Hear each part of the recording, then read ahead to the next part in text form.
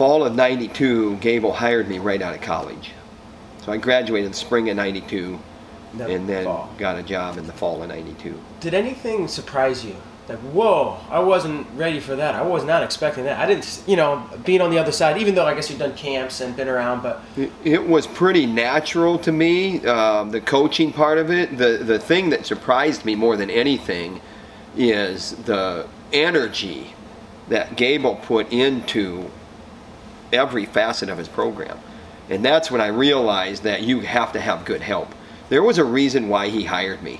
And I'll pat myself on the back. You know, Gable's not really one to give compliments, and even to this day maybe, but there was a reason why he hired me.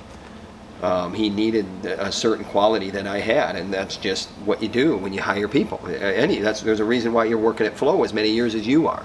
I mean, you have good qualities, and you're valuable to the company. And that was the case, and I realized that he was so involved in every facet of the program that he had to have good people helping him. I mean, the amount of energy that he put into parents, in relationships with parents, and my parents were hands-off. So I wasn't used to that, and then I didn't realize that, you know, even my roommate's parent was so involved, even living with my roommate, but not realizing necessarily, because I was wrestling, I was so focused on me. But when I became a coach, all of a sudden, I mean, now he's dealing with, you know, Mr. So-and-so, and behind closed doors, and, you know, I'm in my office doing work, and Mr. So-and-so's in there, and then voices would rise, you know. And then Gable was a guy that didn't necessarily need advice from anybody, but he needed a sounding board. He needed to be able to vent. And he would talk around and around and around in a conversation, and he would answer himself. And I was there as a listener probably more than anything else. Even though at the time I was probably, oh, well, he really values, you know, whatever.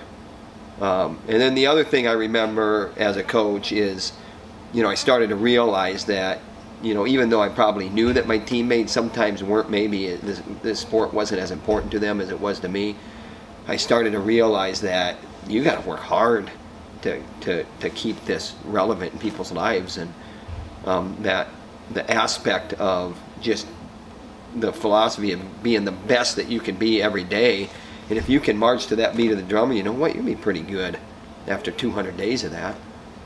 But the key is to get to do that consistently over 400 days, 500 days. So those are the two things that I probably realized the most. It wasn't really a wow moment, like, oh, do I want to do this, or man, there's a lot of work. I knew it was a lot of work. Yeah. But 2 weeks is different than, you know, it being a profession, meaning 2 weeks in charge of 20 kids that you're sending home, and then the end result is you want them feeling good and being motivated when they leave and excited about the sport. And motivation's a relative term, but keep them excited so it changes their life. And that's different than, you know, I remember one time Gable gave me, I don't know, and I don't know why, but looking back on it, I can see why. Maybe this situation was a pain in his butt. I remember he said, all right, I want you to call Mr. So-and-so, and we had this guy on the hook, this recruit, and he was an Iowa kid, and I want you to talk to him about coming to the University of Iowa. And I knew what the offer was. And it was a low offer. And I remember talking to the dad, and I told him the low offer. And I don't know if Gable had talked to him yet about the offer, but it was low. And so I started with that, and it did not go well. And we ended up getting the kid. It didn't really pan out the entire to the end, but we ended up getting him, and he was a good wrestler, and still is a good fan. But that was awkward, and I learned, you know, hey, when you go into this thing, first of all, you got to be a little bit prepared. And number one, and number two, you know, you got to be more about the values of how he's going to contribute, how your son is going to contribute to our program in those instances. And so many times, you know, you assume that they know that, and you can't assume that. You have to make them feel like they're going to be contributors, and they're going to be taken care of, and they're going to be helping us as much as we're going to help them, and those types of things. So, you know, and I remember another conversation I had with Gable. As a coach, I was a finalist at Oregon, myself, Zeke Jones, and Chuck Kearney. And I went out there and interviewed, and I really wanted that job. I wanted it bad. And they hired Chuck Kearney, and I remember when I got the call from the AD, I went in the back office to take it, which the back office used to have a phone like the old landline days. And Bill Moose was the AD's name, and he, you were great, blah, blah, blah, you got a great future, but we're going a different direction type conversation.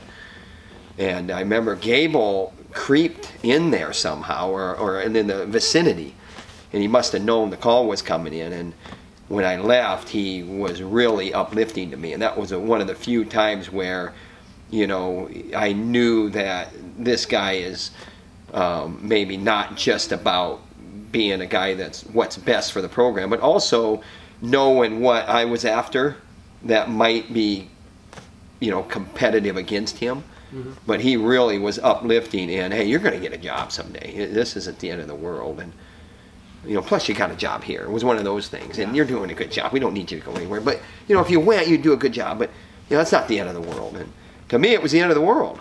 Yeah. And I ended up being like 0 for 7. On jobs. Really? I got interviewed 3 times, was 0 for 3 in the interviews, and then there was 3 or 4 other jobs where I didn't even get an interview. And I really thought that I was the best guy every time. That's how ignorant and maybe egotistical and big-headed and naive that I was. Is that I really thought I was the best candidate every time. Every time. I didn't get hired at UNI twice. Really? I didn't get hired at Oregon. I didn't get an interview at Missouri. Didn't get an interview in Oklahoma. Didn't get an interview at Nebraska. You applied for the Missouri job? Yeah. Got interviewed at Iowa. You know, they hired Jim Zaleski, and at the time that was the right hire, and I was at the time, I'm like, this doesn't make any sense. I'm the best guy, but wasn't the best guy, wasn't ready. And so anyway, Gable was good that way. He was good that way. He was, you know, he wasn't just the you know, the classic whip wielder, you know, whack whack. Quit feeling sorry for yourself, you know. It was more like, hey, I know you're down about this, you know, but it's going to come around to you. That helped me a lot. Going off of that, maybe, you know, it's interesting that you said you weren't, you know, you wanted the job when Jim got it, but looking back, you and weren't actually, ready. let's clarify something, or Sure. maybe even edit it out, but Oklahoma was not part of that. I don't even think they had an opening. I don't think you said Oklahoma. I think I did say Oklahoma, but I think the Missouri AD went to Yes, Castiglione. Oklahoma, of course, Castiglione or whatever. Because that's right when I was so that's what it was. I remember that AD hired Brian Smith and then left for Oklahoma, so maybe I had that. But so anyway, I want to clarify that. Sure, fair enough.